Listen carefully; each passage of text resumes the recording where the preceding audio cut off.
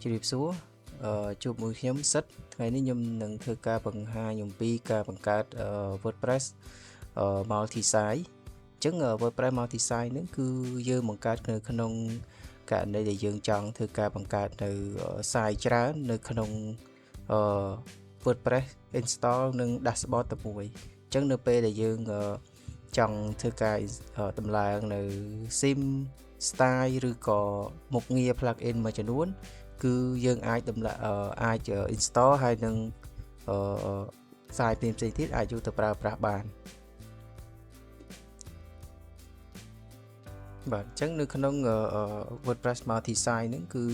វាងាយស្រួលហើយជាជម្រើសដ៏ល្អមួយថាក្នុងករណីថា website យើងមួយអញ្ចឹងទៅយើងមានជា sub website ផ្សេងៗទៀតឧ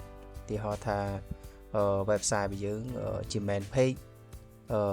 ជាអង់គ្លេសអញ្ចឹងទៅហើយយើងមាន site ផ្សេងៗទៀតជាភាសាខ្មែរ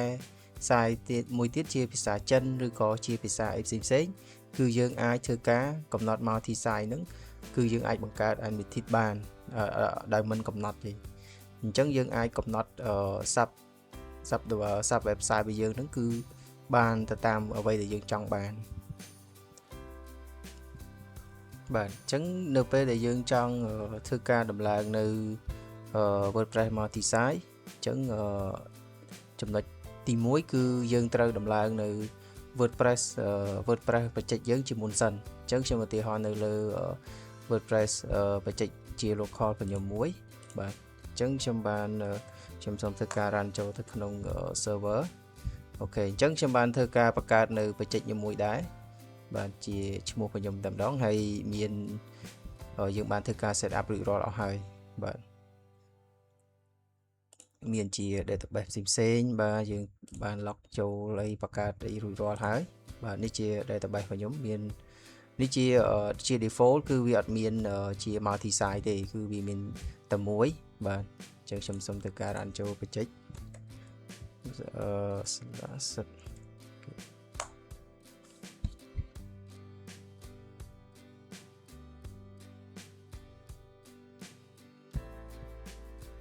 មួយទៀតគឺពេលដែលយើងធ្វើការ run បច្ចេកយើងមួយយើងត្រូវប្រកាសថាយើងបានធ្វើការបើក server យើងរួចរាល់ហើយអញ្ចឹងខ្ញុំបើក server ខ្ញុំបើកទៅលើ WAM server អូខេនេះជា website របស់ខ្ញុំប៉ុន្តែខ្ញុំ run នេះខ្ញុំអត់បាន run ចូលទៅក្នុង dashboard ទេ CMS ទេអូខេអញ្ចឹងខ្ញុំសូម run ចូលទៅdashboard គឺយើងគ្រាន់តែ ywp.admin បាទអញ្ចឹងគឺយើងអាចធ្វើការ run ទៅក្នុង dashboard បច្ចេករបស់យើងតែម្ដងអូខេបាទអញ្ចឹងជំហានទី1យើងត្រូវមានយើងបានដំឡើង WordPress យើងរួចរាល់ហើយយើងបាន add database អីរួចរាល់អស់ហើយអញ្ចឹងជំហានទី2គឺយើងត្រូវធ្វើការ config នៅ file add code ទៅលើ file config មួយអូខេអញ្ចឹងខ្ញុំធ្វើការចូលទៅកាន់ VS Code បាទអញ្ចឹងយើងគ្រាន់តែទៅរក file ពាក្យថា wp config.php អូខេអញ្ចឹងយើងធ្វើការ scroll មកក្រោមបន្តិចហើយយើង pass ទៅលើចំណុចនេះ that all stop edit happy publish នេះបាទអញ្ចឹងយើង copy យើងដាក់ code យើងនឹងក្រោមនឹងមួយទៅអញ្ចឹងខ្ញុំសូមធ្វើការ copy code ពី node ដែលខ្ញុំបានធ្វើការ copy ទុកបាទ code គឺ define wp allow multi site អូខេអញ្ចឹងយើងគ្រាន់តែ copy file នឹង code មកបន្ទាត់នឹងមកអូខេតទៅយើង pass ចូលកន្លែងនេះហើយយើងធ្វើការ save បច្ចេក save នៅ code របស់យើងអូខេអញ្ចឹងបន្តមកទៀតយើងចូលទៅកាន់ dashboard យើងឡើងវិញបន្តមកទៀតយើងធ្វើការ refresh page បាទអញ្ចឹងបន្ទាប់ពីយើង add code យើងហើយក្នុងជំហានទី2ហើយចូលជំហានទី3គឺយើងចូលទៅកាន់ network setup អូខេអញ្ចឹងនៅក្នុងខាងpanel ខាងនេះយើងជ្រើសយកពាក្យ tool បន្តមកទៀតយើងយកពាក្យថា network setup បាទយើងទៅ install network setup យើងហើយ network title នេះគឺយើងអាចធ្វើការកំណត់ title យើងម្ដងទៀតបានអូខេ email admin អូខេអញ្ចឹងយើងធ្វើការចុចពាក្យថា install បាទអញ្ចឹងនៅពេលយើង install ហើយវានឹងបង្ហាញនៅជំហានដែលយើងត្រូវធ្វើបន្តទៀតបាទដែលយើងត្រូវធ្វើការ config code អីបន្តទៀតអូខេអញ្ចឹងបន្ទាប់ពីយើងធ្វើការហើយចូលជំហានទី4នេះគឺយើងធ្វើការ copy នៅ code 6បន្ទាត់នេះ define នេះហើយយើងយកទៅដាក់ rule នៅក្នុង WP config នឹងដដែលអូខេអញ្ចឹងខ្ញុំធ្វើការ copy បាទ code នេះហើយខ្ញុំចូលទៅ VS Code នឹងម្ដងទៀតបាទអញ្ចឹងខ្ញុំធ្វើការ pass នៅក្នុង file WP config PHP នេះបាទហើយយើង pass នៅខាងក្រោមបាទអូខេអញ្ចឹងយើងធ្វើការ save បាទ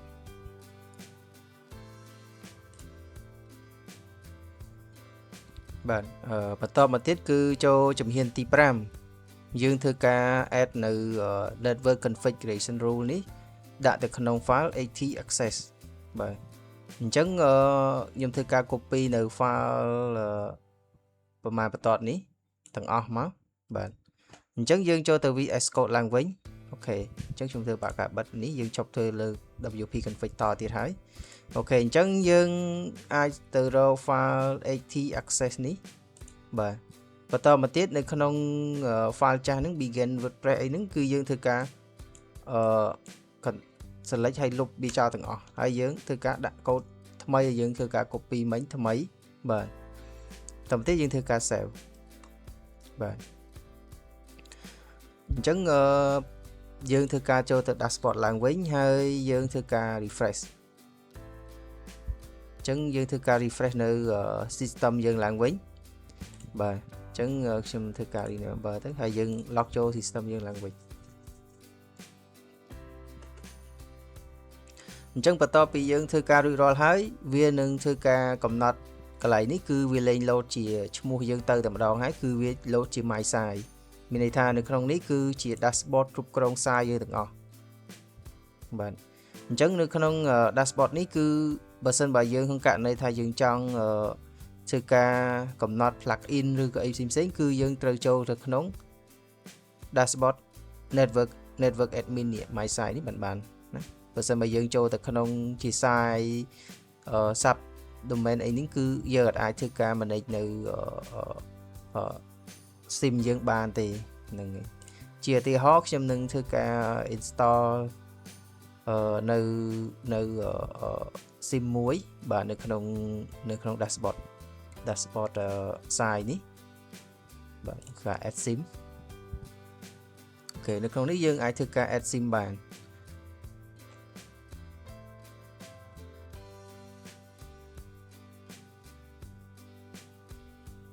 ឥឡូវខ្ញុំជាទៅខ្ញុំយក SIM នេះមួយចុះខ្ញុំ install វាបាទ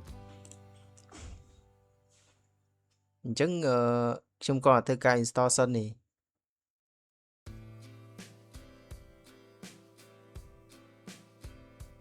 អញ្ចឹង dashboard នៅក្នុងនេះគឺប្រៀបដូចយើងធ្វើការគ្រប់គ្រងនៅយើងដូចជាយើងកាន់នៅលើ admin យើងទាំងមូលមានថាយើងឥឡូវខ្ញុំធ្វើការ install SIM នេះមួយខ្ញុំអត់តន់ activate វាទេអញ្ចឹងខ្ញុំធ្វើការចុចទៅលើ sub domain ខ្ញុំវិញថាតើ sub website ខ្ញុំវិញថាតើអាចធ្វើការ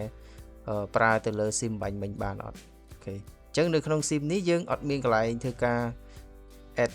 add SIM ដោយខ្លួនឯងបានទេអញ្ចឹងមានតែនៅក្នុង admin តែមួយបានអាចធ្វើការកើតអូខេបាទអញ្ចឹងSIM បាញ់មិញគឺអត់មាននៅក្នុងនឹងទេបាទអត់មានទេបើក្នុងករណីថាយើងអត់បាន activate ទេគឺអត់មានទេអូខេអញ្ចឹងខ្ញុំសូមចូលទៅ admin ម្ដងទៀតបាទអញ្ចឹងរាល់ SIM ទាំងអស់តតែពីក្នុង net admin dashboard ធ្វើការ enable បានអាចធ្វើការនេះបានអាចធ្វើការsub website ផ្សេងៗបានអាចធ្វើការប្រើបានបាទទីហោថា Oxian WP មិញនេះខ្ញុំធ្វើការ enable អូខេអញ្ចឹងនៅក្នុង sub ខ្ញុំនេះប្រកាសជា load នៅ SIM នឹងមកបាទនេះអូ គឺ load អាចធ្វើការប្រើ activate បានអញ្ចឹងមានថា sim មួយគឺ sim ឬក៏ plug in ក៏ដោយយើង add គឺនៅក្នុង sub domain ដែលយើងបានបង្កើតនេះ sub site នេះគឺយើងអាចធ្វើការប្រើប្រាស់បាន activate បានតែនៅក្នុងករណីថានៅក្នុង network admin នេះមក network dashboard នេះបាន activate ឲ្យបានអាចប្រើកើតឧទាហរណ៍ខ្ញុំធ្វើការ disable ចោលបាទនៅក្នុងdashboard my site នេះបាទ network admin នេះខ្ញុំធ្វើការ disable ចោលអញ្ចឹងនៅក្នុងនេះគឺ sub website នេះគឺអត់អាចប្រើកើតទេគឺអត់អាចធ្វើការ generate ឬក៏ធ្វើអីបានតទៀតទេបាទបន្ទាប់ខ្ញុំនឹងធ្វើការបង្ហាញពីក្នុងការបង្កើតនៅ site ផ្សេងសម្រាប់យើងប្រើប្រាស់បាទអញ្ចឹងក្នុងការបង្កើតនៅ site ទាំងអស់ហ្នឹងយើងអាចធ្វើការ add នៅ sim រួមគ្នាក៏បានឬក៏ sim ផ្សេងគ្នាក៏បានដូចគ្នាបាទជាទូទៅអាចមានជាWordPress បច្ចេកខ្លះគាត់អាចបង្កើតជាmulti site អញ្ចឹងតែគាត់មានជា /kh ឬក៏/en អីចឹងទៅអាចថាគាត់ចង់សំដៅថាsite នេះសម្រាប់ភាសាខ្មែរ site នេះសម្រាប់ភាសាចិនឬក៏ site នេះសម្រាប់ភាសាអង់គ្លេសអញ្ចឹងគឺគាត់អាចកំណត់បានបាទ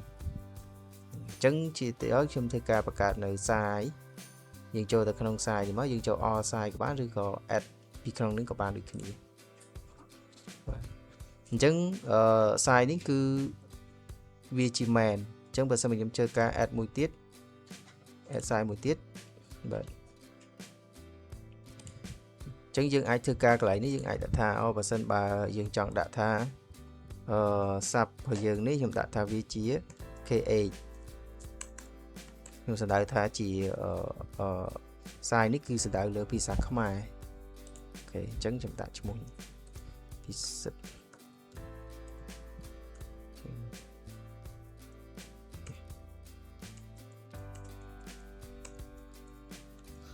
បាទ network admin នេះយើងធ្វើការដាក់នៅ admin របស់យើងដើម្បី confirm បាទអញ្ចឹងខ្ញុំធ្វើការ add site នឹងមួយ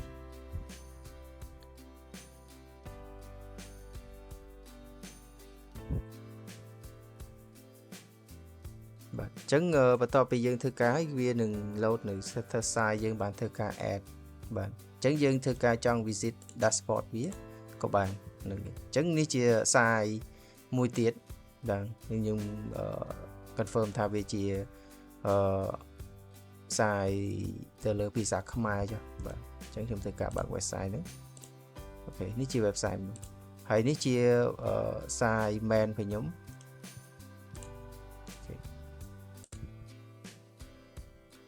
sorry ខ្ញុំបើក website site main បាទនេះជា website main របស់ខ្ញុំអញ្ចឹងយើងអាចធ្វើការកំណត់អ្វីទៅតាមនឹងដូចគ្នាបាទមិនថា post មិនថា page គឺយើងធ្វើការ add ដូចគ្នាដែរឧទាហរណ៍ថាឥឡូវនៅក្នុង site ភាសាខ្មែរអញ្ចឹងទៅខ្ញុំ add page ណាមួយ about us អញ្ចឹងទៅយើងចង់ add នៅក្នុង site ខ្មែរយើងថាអំពីឬក៏ព័ត៌មានពីយើងបន្ថែមយើងអាច add ទៅតាមនឹងផ្សេងគ្នាបាទហើយសម្រាប់ sim យើងអាចរើសផ្សេងគ្នាបានដូចគ្នាដែរគឺក្នុងការបង្កើតនៅ WordPress multi site នេះគឺយើងចង់បង្កើតនៅ site ជាច្រើនទៀតដែលនៅក្នុង WordPress project យើងតែមួយបាទឬក៏ WordPress install របស់យើងតែមួយទេហ្នឹងហើយអញ្ចឹងនៅក្នុង network admin នេះគឺ dashboard ហ្នឹងគឺយើងអាចធ្វើការគ្រប់គ្រងទាំងការ update ទាំង site ណាយើងអាចធ្វើការគ្រប់គ្រង site ទៀតថាឥឡូវចង់លុបឬគឺចង់បន្ថែមឬក៏ចង់អាខាយចោលឬក៏អីចឹងទៅបាទ edit ឬក៏អីបន្ថែមទៀតបានហើយ user នេះគឺយើងអាច add ពីក្នុងនឹងទៅតែម្ដងហើយថាយើង add នឹងជាកំណត់គាត់ជា rule អីយើងអាចធ្វើការកំណត់តាមហ្នឹងបាទហើយ sim ក៏យើងអាចធ្វើការគ្រប់គ្រងដូចគ្នាដែរគេថា sim យើងដំឡើងហើយ style យើងដំឡើងអស់ហើយតែយើងចង់អត់តន់ដាក់ឲ្យប្រើឬក៏ delete ចោលគឺយើងអាចធ្វើការនៅក្នុងនឹងបានដូចគ្នាបាទហើយ plugin ក៏យើងធ្វើការកំណត់ តាមនឹងដូចគ្នាដូចជាចង់ activate ឬក៏ចង់ delete ចោលក៏បានឧទាហរណ៍ថាបើសិនបើឧទាហរណ៍ថាបើខ្ញុំកាន់ admin ចុះហើយខ្ញុំឲ្យអ្នកផ្សេងទៀតគាត់កាន់នៅ sub website ផ្សេង subsite ផ្សេងអញ្ចឹងបើសិនបើពីខ្ញុំទៅខ្ញុំចង់ activate plugin នេះឲ្យគាត់ប្រើគឺគាត់អាចប្រើបានតែបើសិនបើយើងអត់ចង់ឲ្យគាត់ប្រើទេគឺយើងអាចធ្វើការ disable ចោលបានដូចគ្នាបាទអញ្ចឹងសម្រាប់ការបង្ហាញនេះគឺមានតែប៉ុណ្្នឹងសូមអរគុណ